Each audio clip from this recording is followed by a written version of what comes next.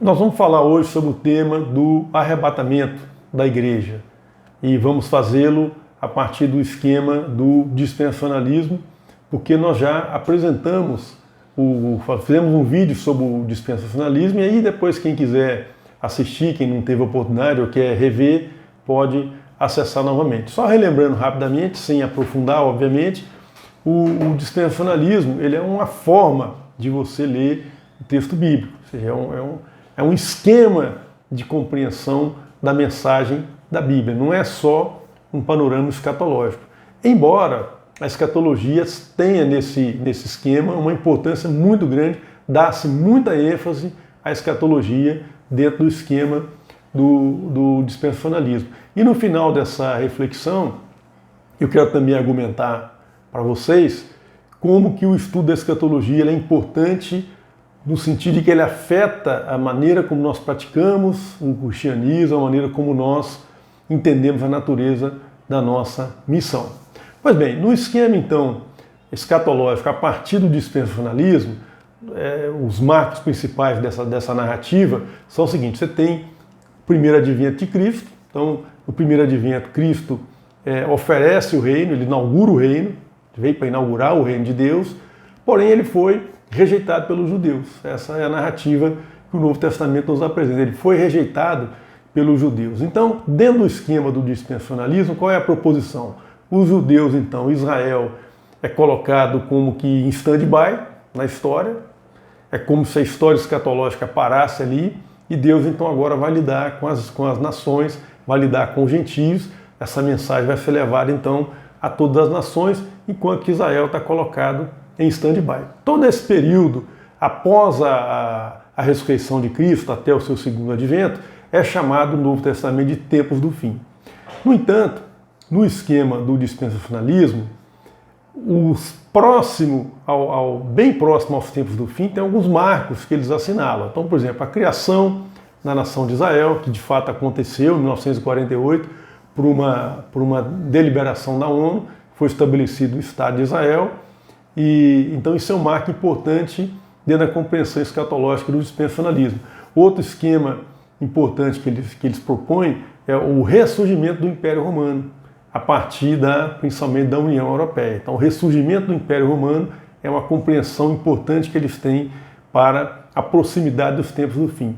E um terceiro marco que eles assinalam com muita importância é uma iminente invasão de Israel a partir dos povos de Gog e Magog, que são povos do norte ou do nordeste em relação à posição geográfica que se encontra Israel. Aqui, essa iminente invasão de Israel, ela não tem um marco tão claro. Alguns entendem que é antes do arrebatamento, outros entendem que é durante o anticristo, né, o domínio do anticristo. Pois bem, então, dentro dessa visão, o próximo evento escatológico relevante dentro do relógio escatológico que começou a correr novamente a partir da criação do Estado de Israel é o arrebatamento da igreja. E no dispensacionalismo, o arrebatamento da igreja acontece antes da tribulação, ou seja, ele é pré-tribulacionista. O dispensacionalismo é pré-tribulacionista, exatamente porque eles fazem uma divisão muito nítida entre a igreja, entre os gentios e a nação de Israel. Então o arrebatamento da igreja marca o fim desse período dos gentios, a chamada plenitude dos gentios, né? Então a igreja é removida da terra e aí então Deus volta a lidar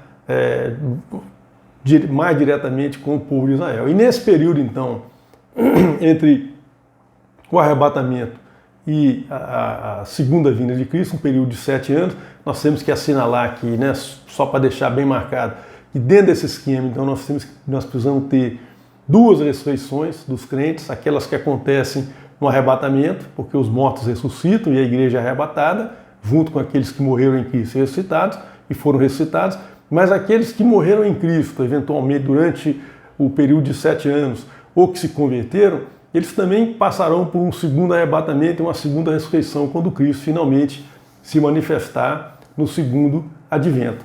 E aí, esse período entre o arrebatamento da igreja e a segunda vinda de Cristo é um período de 7 anos em que acontece muita coisa na história da humanidade nesse período. É um tempo bem agitado. Esse período é a 70ª semana de Daniel, onde acontece a grande tribulação, onde acontece a manifestação do anticristo, onde acontece a conversão dos judeus, ali marcada pelos 144 mil, né, que aparece lá em algumas vezes no livro de Apocalipse, é entendido como sendo a conversão dos judeus. Depois a volta de Cristo, vem então o período do milênio, depois o juízo final e depois então a eternidade. Eu quero me concentrar no arrebatamento da igreja. É interessante que essa compreensão escatológica a partir do dispensacionalismo, essa visão pré-milenista, ela tem um paralelismo muito interessante com as festas de Israel, que estão descritas lá no livro de Levítico. Nós temos 4 festas que acontecem no primeiro mês do ano e temos outras 3 que acontecem no 7º mês. Então, um período, simbolicamente, um grande período de tempo entre as 4 primeiras festas e as outras 3. Quais são elas? As 4 primeiras são a festa da Páscoa, que é quando Cristo morre, porque Cristo é o nosso Cordeiro Pascal.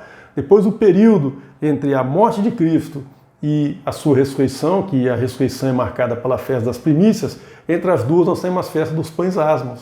E depois, 50 dias após as primícias, nós temos então a festa do Pentecostes, onde aconteceu a descida do Espírito Santo lá em Pentecostes. Então essas 4 festas, elas cumpriram de maneira assim, poderíamos dizer quase que literal, né? Cumpriram literalmente. Então esse é um argumento muito forte que o pré-milenismo utiliza, porque as 4 primeiras festas cumpriram literalmente, tem um longo período de tempo, de 7 meses entre as outras 3, então as outras 3 também devem se cumprir literalmente. E quais são as outras 3? A festa das trombetas, que é então a festa na qual anuncia-se o arrebatamento da igreja. Depois o dia da expiação, que é a festa que marca, de fato, a vinda de Cristo, o seu segundo advento agora de forma visível para todos, né, quando todo joelho se dobrará e toda língua confessará o nome do Senhor Jesus. E depois a festa dos tabernáculos, ou das cabanas, que simboliza então o milênio de Cristo. Pois bem, é tudo muito bonito, tudo muito, assim, uma analogia muito rica, mas nós temos que nos perguntar se a Bíblia, principalmente no Novo Testamento, fala algo de maneira mais clara, mais objetiva a respeito disso. Porque nós não podemos nos prender a uma exegese, a uma interpretação bíblica puramente por analogia ou por símbolos, né? É uma forma insegura de abordar o texto bíblico. Se a gente não tiver um ensino claro sobre isso, ok, ficamos com essa analogia com as festas. Mas nesse caso específico, meus filhos, do arrebatamento da igreja, nós temos sim um ensino claro, na minha visão, bastante claro, que o apóstolo Paulo faz nas 2 cartas que ele escreveu aos Tessalonicenses. Então a igreja de Tessalônica, que é uma igreja fundada na 2ª viagem missionária de Paulo, Paulo ficou ali um período de aproximadamente 3 semanas com eles. Depois ele não conseguiu retornar a essa cidade, pelo menos não temos notícia que isso tenha acontecido após essa 2ª viagem, mas algum tempo depois esses irmãos começaram a ter problemas, problemas ligados principalmente à ressurreição de Cristo, porque a ressurreição de Cristo, a ressurreição corpórea, é um conceito estranho à filosofia grega, né? Na verdade é loucura, como a Escritura nos diz, ainda hoje parece loucura para as pessoas que não têm fé. Então aqueles irmãos começaram a se debater com isso, por influência da filosofia grega. Então eles começaram a duvidar disso. Então o apóstolo Paulo vai dizer para eles, na primeira carta a essa igreja, dizendo o seguinte: meus irmãos, não fiquem inquietos, porque na vinda do Senhor, os mortos não vão, aqueles que morrerem em Cristo não vão ser deixados para trás, eles vão ressuscitar primeiro. É soada a última trombeta, eles ressuscitarão primeiro e nós seremos transformados e seremos arrebatados para estarmos para sempre com o Senhor. Então isso gerou um outro problema a partir dessa explicação de Paulo, que eles começaram a entender então que a volta de Cristo era algo iminente, que ia acontecer ali naqueles dias. Eles começaram a largar os empregos, os trabalhos, começaram a viver na preguiça, explorando outras pessoas e comendo sem trabalhar. Então o apóstolo Paulo vai na 2ª carta tentar corrigir esse problema. Acontece que Paulo é uma figura genial, uma mente, ele não consegue ser superficial. Bastaria ele dizer para os irmãos assim: meus irmãos, voltem a trabalhar. Mas ele não consegue ser simples, não consegue ser simples assim, não consegue ser superficial na explicação. Então ele vai aprofundar a discussão sobre a volta de Cristo. Ele o faz no final do capítulo 1 de Tessalonicenses, da 2ª carta aos Tessalonicenses, mas principalmente no 2º capítulo da 2ª carta aos Tessalonicenses. E aí nós ficamos naquela situação, né? Para quem queria simplesmente dizer para os irmãos voltarem ao trabalho, Paulo falou muito mais do que precisava, porque ele vai agora explorar um pouco melhor, com mais profundidade, o que está relacionado à volta de Cristo, ao arrebatamento da igreja. Mas para nós que queremos saber isso com mais detalhes, parece que ele falou pouco, mas fica então por isso que fica muita coisa ali que a gente não consegue entender plenamente, mas esse é o plano de Deus, né? Deus é sábio, e se ele não revelou a Paulo isso, é porque ele acha que é melhor a gente não saber tudo com todos os detalhes, então nós vamos nos atrapalhar com essa história, né? Mas o que ele falou é suficiente para nós entendermos como é que ele entende o arrebatamento da igreja. Então ele vai dizer, na segunda carta aos Tessalonicenses, no capítulo 2 dessa carta, os versículos 1 a 3, ele diz o seguinte, depois você confere essa referência lá, ele diz assim, olha, vocês não fiquem inquietos, vocês não fiquem preocupados, vocês não se deixem enganar por quem quer que seja, por epístola, como se partisse de nossa autoria, porque a nossa reunião com Cristo não será assim do jeito que vocês estão pensando. Primeiro é necessário que venha a apostasia e a manifestação do homem da iniquidade, e depois ele vai narrando essa história ali para frente até o final do capítulo. Eu vou parar por aqui porque eu quero discutir esses dois aspectos que ele coloca. A nossa reunião com Cristo, para que ela aconteça, primeiro é necessário que venha a apostasia e seja revelado o homem da iniquidade. Então, para mim, ele está dizendo algo muito claro aqui. Que primeiro a igreja passa por esse processo da apostasia, a igreja passa pelo processo de manifestação do anticristo, para depois ela se reunir com Cristo. Agora, isso parece uma coisa tão cristalina que a gente tem que tentar entender por que então que os dispensacionalistas e os pré-milenistas, e nós temos grandes homens de Deus que leem a Bíblia dessa forma, por que eles não conseguem perceber a mesma coisa aqui? Por um detalhe muito específico, porque essa palavra apostasia, que o apóstolo Paulo usa em Tessalonicenses, aqui capítulo 2, apostasia, em grego a pronúncia é quase igual no português, os dispensacionalistas pré-milenistas entendem que essa apostasia significa a retirada, o afastamento, a remoção. Então eles entendem que aqui o apóstolo Paulo está falando de fato da retirada da igreja. A retirada da igreja é a manifestação do anticristo após a retirada da igreja.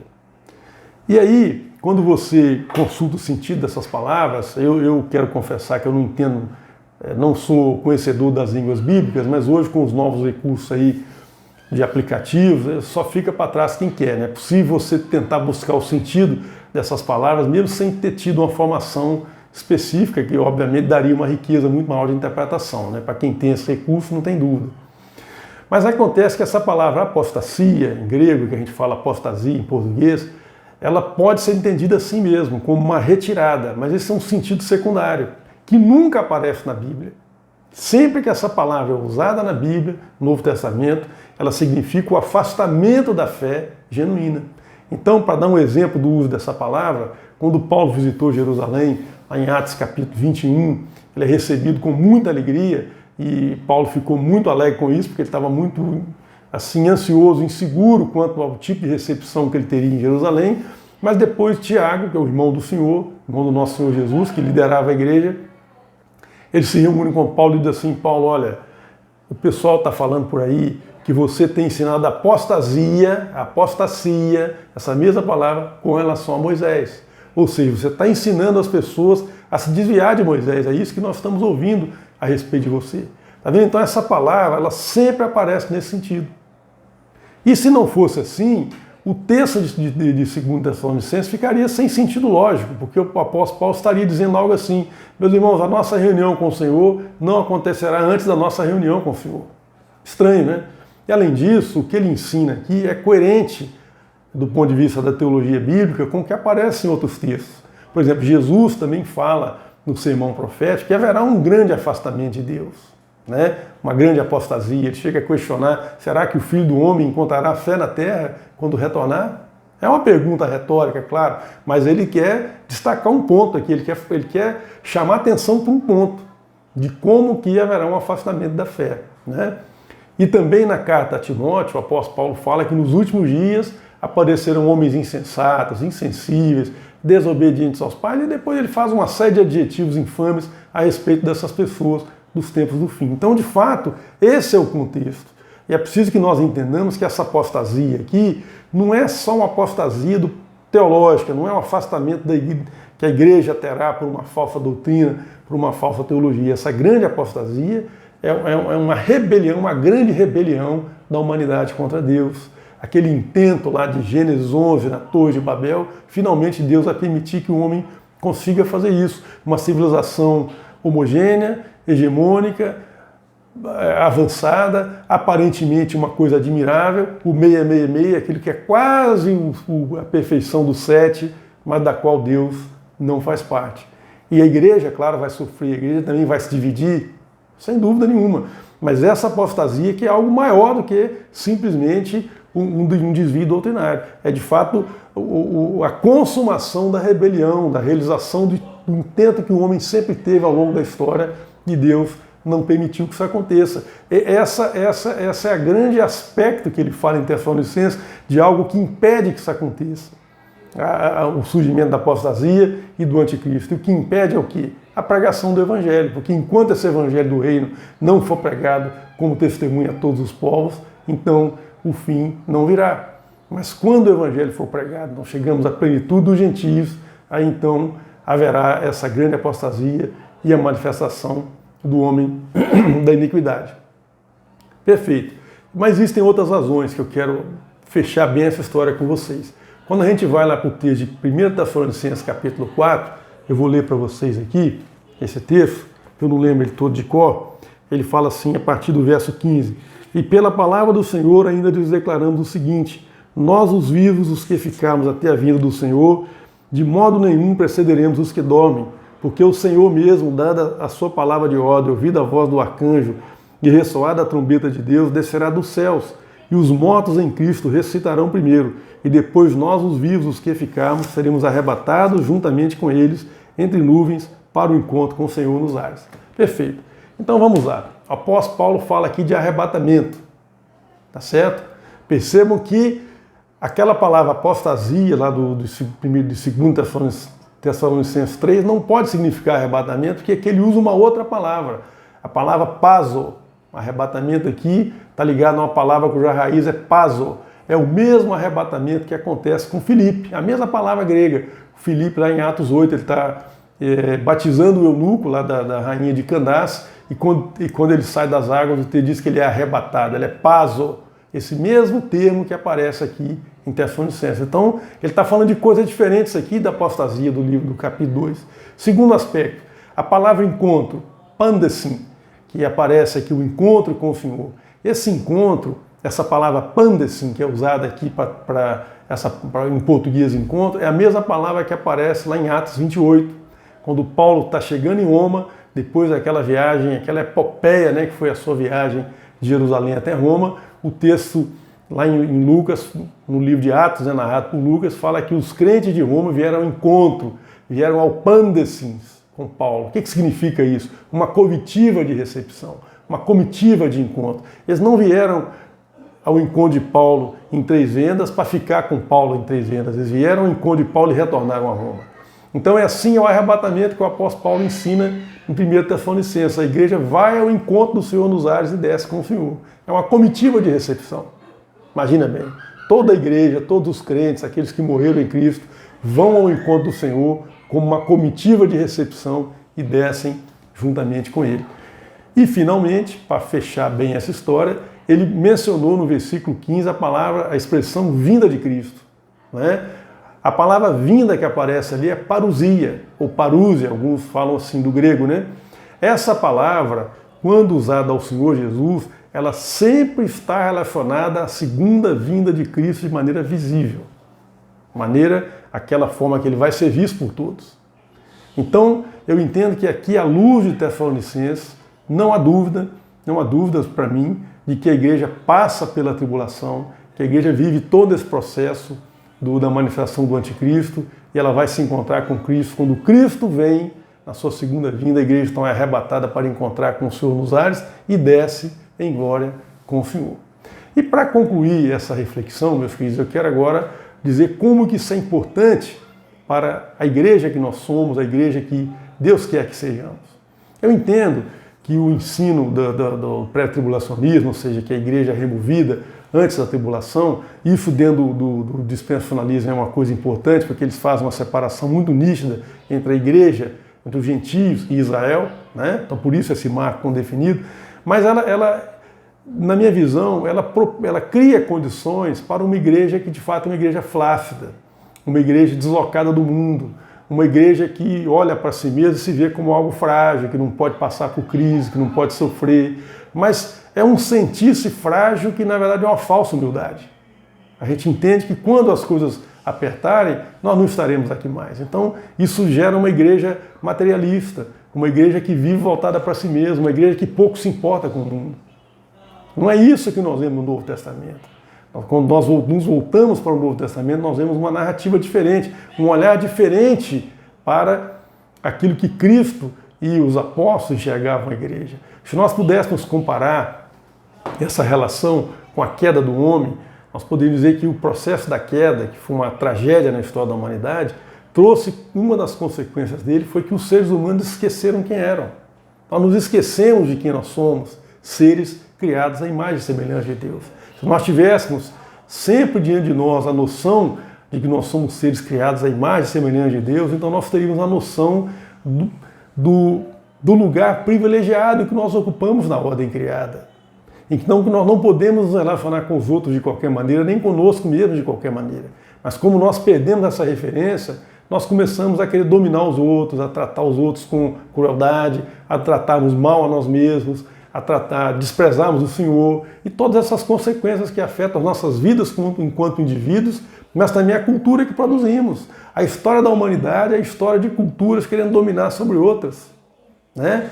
E essas culturas dominantes, elas sempre se julgam superiores, melhores, com a visão de mundo mais perfeita, então elas acham que por isso elas têm o direito divino de dominar sobre as outras. E ainda fazem isso achando que estão prestando um serviço sobre as outras. Essa é a história da humanidade. Pois bem, então, eu entendo que o pré-tribulacionismo, ele faz com a igreja essa mesma coisa, ele faz com que a igreja esqueça quem ela é. E quando nós vamos ao Novo Testamento, nós vemos o que é a igreja. A igreja é a noiva de Cristo, meus queridos. A igreja é aquela que vai celebrar as bodas do Cordeiro. A igreja é aquela que foi empoderada por Cristo.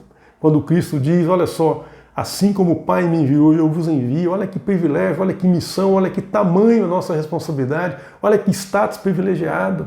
Quando Cristo diz, olha, toda autoridade me foi dada no céu e da terra, portanto ide. Olha que status privilegiado, meus queridos.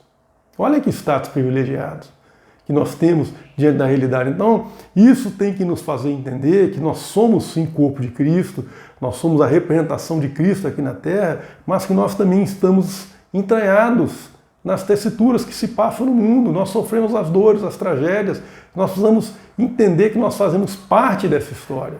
Essa história também é nossa, é também a nossa história. Portanto, nós temos que atuar aqui, não legando ao mundo, não deixando de oferecer ao mundo duas coisas. Primeira coisa, a verdade. Mas qual verdade? Não é a minha verdade. Não é a verdade da minha visão de mundo, da minha cultura, da minha posição ideológica. É a verdade que é Cristo. Cristo é a verdade que liberta. Ele, de fato, é quem nos liga a Deus.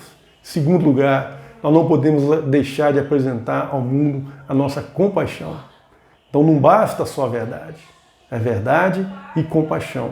É isso que a igreja precisa fazer. E aqui, para concluir, já finalizando mesmo esse vídeo, eu quero dar uma última palavra e me entendam bem, não quero fazer nenhum julgamento sobre ninguém. Nós estamos vivendo um período muito difícil, igreja se fechando, e me permitam aqui dizer com muito carinho, não quero julgar ninguém, cada pastor, cada líder, cada pessoa que está me ouvindo, sabe a dificuldade que ele lida na sua comunidade. Mas eu quero só destacar um ponto, como que é importante, meus queridos, o povo de Deus reunido. Isso aqui não significa santificar o templo. Nosso templo é o Senhor Jesus. A igreja, a congregação dos santos, dos salvos, ela pode acontecer num lote vago, ela pode acontecer num terraço de uma casa, pode acontecer numa praça e pode acontecer no templo. A nossa cultura é que ela aconteça no templo. Então, quando irmãos e irmãs, pessoas que não partilham de uma mesma herança material, que não partilham de uma mesma herança genética, que não têm o mesmo sangue correndo às vezes, pessoas que vêm de origens as mais diferentes, mas elas se unem ali, se dão as mãos e se olham nos olhos, chamando uns aos outros de irmãos e de irmãs, e vivem essa comunidade, partilham o pão, e partilham a pessoa de Cristo, e partilham as experiências vividas no Evangelho. Meus queridos, isso é um sinal muito poderoso para o mundo. A igreja não pode se furtar a isso. Sabe por quê? O apóstolo Paulo diz numa de suas cartas que em Cristo não existe mais escravo nem senhor, não existe mais grego nem judeu, nem bárbaro, nem servo, nem cita, nem homem nem mulher, porque Cristo é tudo em todos. Isso é um final maravilhoso, né? Então, quando a igreja se reúne ao redor de Cristo para adorá-lo, nós estamos, de fato, mostrando ao mundo que na pessoa de Cristo Deus começou a restaurar toda a ordem novamente. Eu desisto de querer dominar os outros e me uno em torno da pessoa de Cristo. Você acredita que é possível que um corintiano da Gaviões da Fiel dê um abraço caloroso num palmeirense da Mancha Verde? Eu digo para você, se ele estiver em Cristo, é possível sim. Você acredita que é possível que um bolsonarista dê um abraço, um beijo caloroso, afetuoso num petista? Se ambos estiverem em Cristo, é possível sim. Vocês perceberam a profundidade disso, meus queridos? O sinal que isso representa de que Deus está trazendo as coisas de novo à ordem, e a igreja é sinal disso, ela é sinal do reino, ela é sinal de que em Cristo nós nos unimos. E Cristo é maior. Então, concluindo, não permita que nada, preferência de clube de futebol, de condição racial, de condição social, de status, de dinheiro, de posição ideológica, te separe do seu irmão, porque se você permitir que isso aconteça, você já não está mais andando de acordo com o Evangelho da cruz de Cristo, porque em Cristo nós nos unimos, porque Cristo é tudo em todos. Que Deus nos abençoe.